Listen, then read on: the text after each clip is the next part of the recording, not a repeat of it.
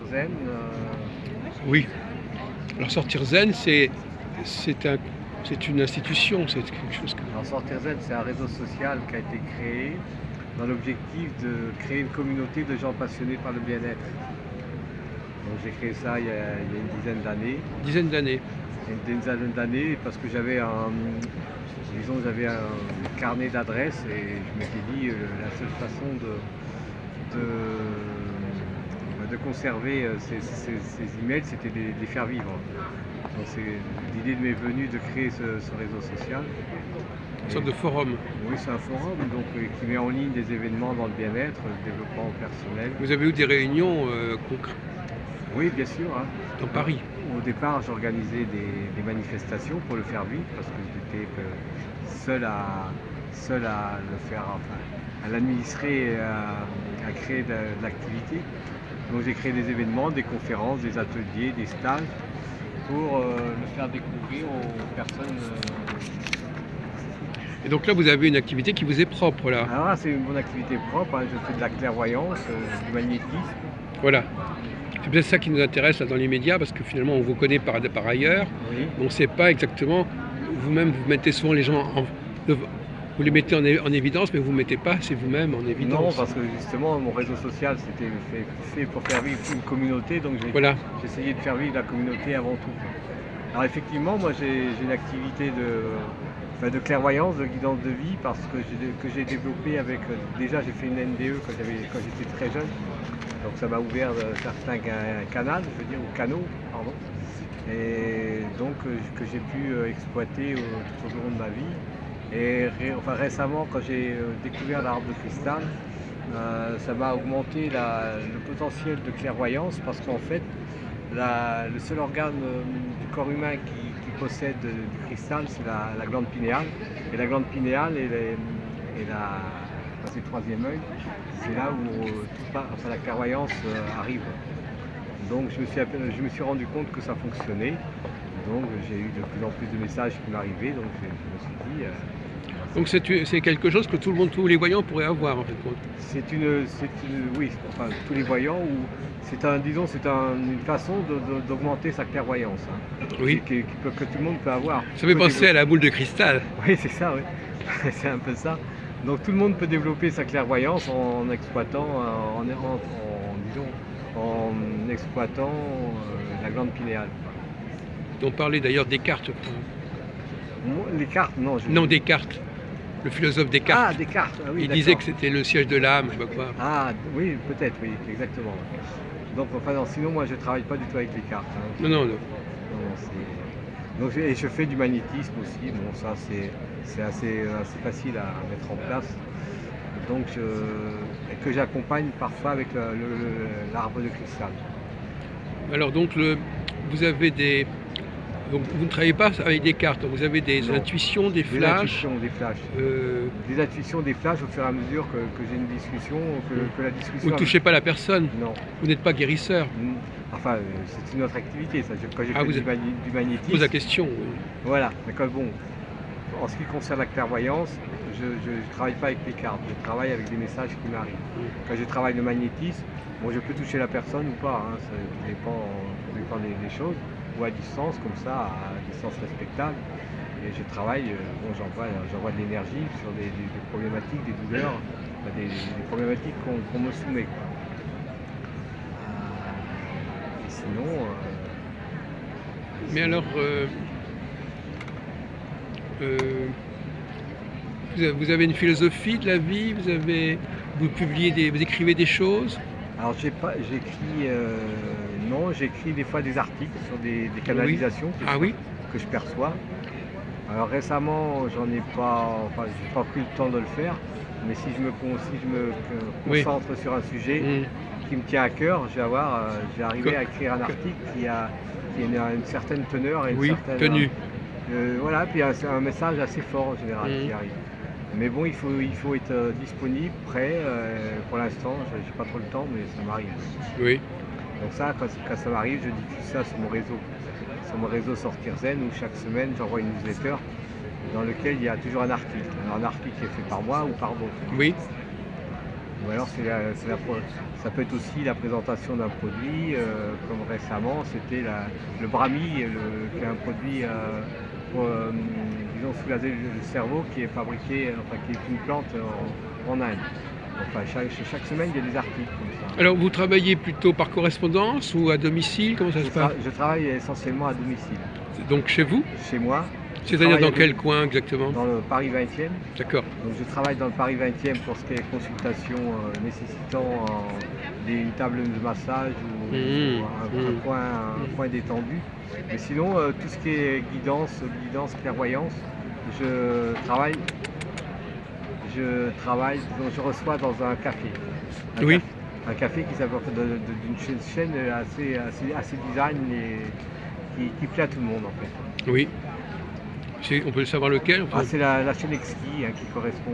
Ah oui, d'accord, Exquis, c'est un restaurant. Oui, c'est un restaurant, mais bon, c'est dans beaucoup d'espace. Et alors les gens, la direction est d'accord pour que vous receviez comme ça? Oui, en général, c'est dans des espaces de coworking, parce que oui. Il y a le restaurant, mais tout au long de l'après-midi, il y a personne dans le restaurant. Oui, voilà. Et les gens viennent travailler, viennent faire comme moi des consultations. Et je m'aperçois que ça plaît mieux que de faire venir. Il y a plusieurs centres. Il y a plusieurs centres à Paris. Moi, j'aime bien celui d'Opéra parce que je suis habitué là-bas. Donc je reçois des personnes là-bas. Et les gens, apparemment, ils apprécient beaucoup. Tiens. Ils apprécient beaucoup d'être dans un environnement public. Oui. Tout en ayant des questions privées. Mais là, on met les barrières qu'il faut et on s'isole. Une sorte de café psycho. Oui, ça fait un peu ça, ouais. Donc il y a certains Starbucks aussi qui sont bien équipés pour ça. Et c'est un design, un concept qui me plaît bien pour faire ce genre d'intervention. Oui, en effet, vous avez. Et c'est mieux que de recevoir chez moi. Les gens sont plus à l'aise et plus ouverts pour se livrer. Mais alors ils viennent, c'est les gens qui sont sur place ou des gens à qui vous donnez rendez-vous? Ah non, c'est des gens à qui je donne rendez-vous. Il peut y avoir des gens sur place qui vous voient en train de travailler. C'est très rare. Enfin, ça m'est jamais arrivé. Ils ne font pas attention à ce que vous faites. Non, ils ne font pas du tout attention. D'accord. Même si des fois j'utilise des cartes, c'est très rare. Il n'y a pas de curiosité. Non, il n'y a aucune curiosité. Les gens sont dans leur monde. Et j'ai jamais eu de clients parce que j'étais sur place. Non, c'est comme ça. Donc, c'est aussi un signe que je sais mettre les protections pour isoler les personnes. Oui, bien sûr. Donc, les gens se sentent à l'aise. Bon. Et comment vous avez découvert l'art de cristal? Ça a été un moment important Exactement. Alors l'art de cristal, en fait dans le cadre du réseau Sortir Zen, j'ai organisé une fois un concert pour une personne venant de Suisse qui, elle, exploitait cet instrument. Elle me dit, tu as un réseau, est-ce que tu peux pas faire venir des gens pour que je fasse un concert? Donc j'ai loué une église, l'église Notre-Dame-des-Anges à Paris. Et j'ai organisé le concert, j'ai fait venir les gens, j'ai fait la promotion, la publicité et les gens sont venus. Et suite à, disons, pendant qu'elle faisait son concert, mon corps a vibré très fort. Et donc ça m'a parlé énormément, si bien que le lendemain j'ai acheté ma propre harpe. Ouais. C'est comme ça que j'ai découvert parce que vraiment ça m'avait transporté. Et en fait, à force de jouer de cet instrument, parce qu'au début c'est comme un enfant, c'est tout nouveau, on joue 1 heure, 2 heures par jour. Et ça m'a donné, disons, une souplesse et une mobilité beaucoup plus importante. Parce que j'avais eu un accident très très grave, j'avais été paralysé, donc j'avais fait de la rééducation, mais bon, il y avait encore beaucoup de séquelles. Et ça m'a redonné une souplesse pour la mobilité, une souplesse importante. Ah bon? Une agilité, une souplesse importante. Plus le côté mental aussi. Plus le côté mental. Donc ce qui m'a dit, cet instrument-là, il y a quelque chose à faire. Donc j'ai continué à exploiter cet instrument-là en organisant des méditations, des relaxations. Et j'ai aussi eu des retours des gens qui venaient à mes séances, qui avaient été guéris de problèmes d'acouphènes, de maux de tête, qui avaient été guéris de problèmes de circulation du sang, de problèmes digestifs, enfin bien d'autres. Donc tout ça, c'est des retours d'expérience de gens qui ont pratiqué avec moi. Alors comment ça se passe, la personne se met devant la harpe et vous jouez dessus ou c'est elle qui joue? Alors, en séance collective, les gens sont assis, ils écoutent. Et là, mais il se passe autant de choses en séance collective qu'en séance individuelle. Si c'était qu'en séance individuelle, j'ai un contact privilégié parce qu'il y a une discussion, un dialogue qui s'engage avant et après la séance. Alors en fait, j'envoie du son, la personne elle est assise ou allongée selon ce qu'elle veut, et j'envoie du son en émettant une intention. Ah oui. L'intention et la respiration. Je travaille aussi avec la respiration. Et aussi, des fois, je mets des cristaux un peu de soulard. Des cristaux là-bas. Donc ces cristaux-là, j'en mets 3 ou 4, voire 5, de soulard. Ce qui fait que ça augmente. Le son est différent et ça augmente le potentiel de guérison. Enfin, c'est ce que j'ai constaté. Hein. Donc ça augmente un peu. Donc je mets la harpe dessus là et je tape. Voilà. Je tape.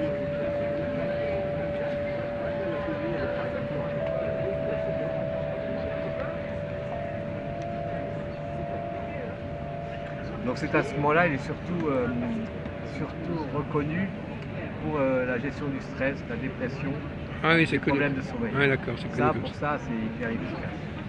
Donc les gens, ils vivent le son, ils vivent une demi-heure, 3 quarts d'heure, 1 heure, et après ils repartent vraiment hyper détendus. Ça, à chaque fois, c'est pareil, c'est radical. C'est radical, détendu. Ils repartent vraiment détendus.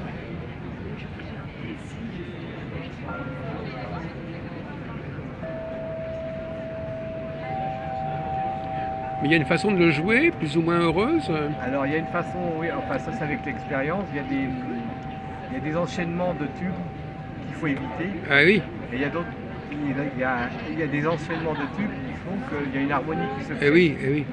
Donc après c'est l'expérience. Hein. Oui.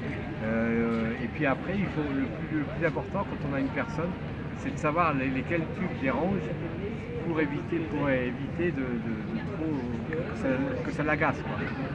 Donc c'est de la faire venir progressivement en fin de séance à accepter tous les tubes. Ah oui. Ah oui, ça. Voilà, ça veut dire qu'elle a intégré des choses. Voilà, il n'y a plus de rejet. Il n'y a plus de rejet, ça veut dire qu'elle a intégré des choses. Oui. Et que là, le soin, je ne sais pas ce qui s'est passé, mais il s'est passé un soin.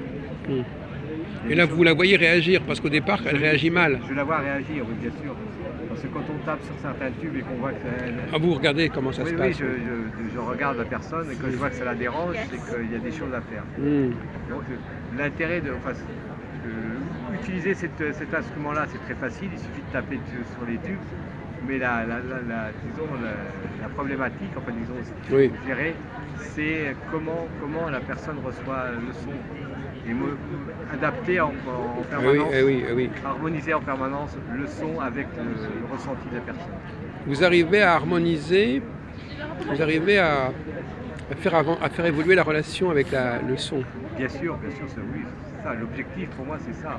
Qu'une personne en début de séance, si elle a des blocages, arrive en fin de séance à accepter la totalité des sons. Ah oui, c'est intéressant. Et c'est vous qui avez trouvé ça? Ou c'est cet usage, c'est vous qui l'avez trouvé? C'est l'expérience. Oui, enfin, votre expérience à vous. Mon expérience à moi, oui. Tout à fait, mon expérience à moi. Mon instrument, comme je vous l'ai dit, il existe depuis des années, quelques années au Canada.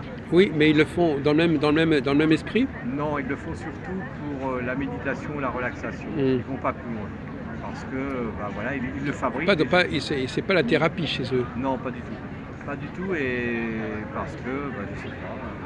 Moi j'ai exploité ça parce que ça me motive. J'en ai reçu des bénéfices en l'utilisant. Comme je vous disais tout à l'heure, une mobilité plus élastique. Oui. Donc ça me motive d'aller plus loin et à chaque fois je me considère comme un chercheur. Parce que je mets des fois des cristaux dessous, des cristaux de quartz. Là c'est du quartz blanc, mais ça peut être du quartz rose. Ça peut être d'autres pierres et le son est différent. Oui. Et après, si on croit Et même vous avez une attirance pour la musique en général, Claude Cantor, pas spécialement? Non, pas spécialement. Non, pas spécialement. Vous n'avez jamais joué d'un instrument avant? Non, pas jamais. Donc vous êtes devenu musicien quelque sorte? Je considère comme un thérapeute du son, pas musicien. Un musicothérapeute? Musicothérapeute. Et vous n'avez pas enregistré des choses? J'ai fait quelques enregistrements, mais la qualité du son n'a rien à voir avec alors, en live? En live. parce que là en live, comme c'est des sons sinusoïdaux très pénétrants, on le ressent, on ressent toutes les vibrations, même les fréquences secondaires qu'on n'arrive pas à faire dans l'enregistrement. Par des enregistrements, peut-être en utilisant de la haute technologie, Ah, mais oui. là, il faudrait vendre des CD beaucoup plus chers et là je pense pas que pour l'instant le marché soit pour cela. Oui, peut-être, en effet, oui.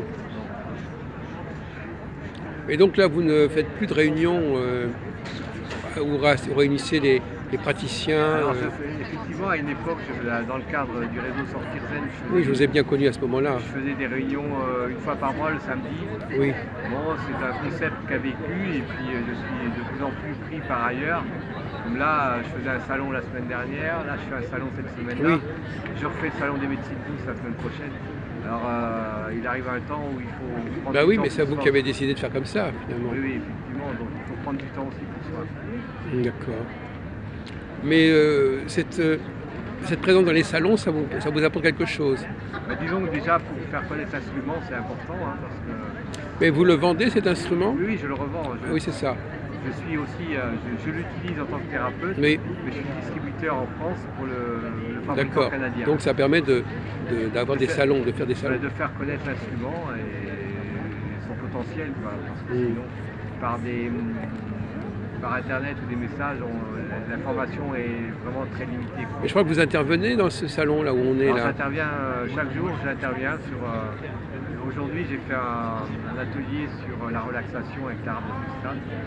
Demain, de mémoire, je crois que c'est un soin énergétique avec l'arbre de cristal. Dimanche, c'est une méditation et lundi, je fais une conférence sur les bienfaits de l'arbre de cristal. Tous les bienfaits, tous les retours positifs que j'ai eus, des gens qui ont fait des soins avec ça. Bon, très bien. Donc votre activité, elle fonctionne, ça vaut la peine. Elle fonctionne, oui, elle fonctionne. Hein. Vous y retrouvez, quoi. On s'y retrouve, ça se développe gentiment. Bon, la présence sur les salons, ça permet de se faire connaître aussi, de faire connaître l'instrument, son potentiel, et puis voilà, c'est une aventure qui continue. Et donc cet appareil, il coûte combien en gros? Alors cet appareil, il coûte 1690 €. Celui-ci coûte 360 € et l'autre, les deux tubes, 540. On peut faire quelque chose avec ce tube-là? Alors ce tube-là, le tube, il est essentiellement destiné aux personnes qui veulent s'auto-guérir. Il n'y a qu'un seul son. Oui.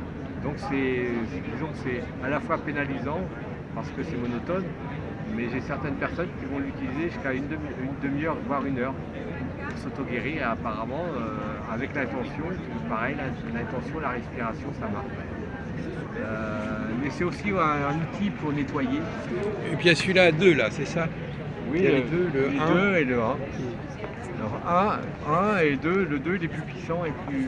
Oui. Donc c'est un outil aussi de géobiologie pour nettoyer les lieux. Pardon? C'est aussi un outil de géobiologie pour nettoyer les lieux. Les lieux, oui. Oui, vous vous êtes lancé dans la géobiologie finalement. Le feng shui. Oui, enfin disons, je sais que c'est un instrument qui est fait pour ça, mais moi je l'utilise pas précisément pour le faire. Écoutez, je vous remercie beaucoup, Claude Quin. Je vous en prie. Voilà. Bonne soirée.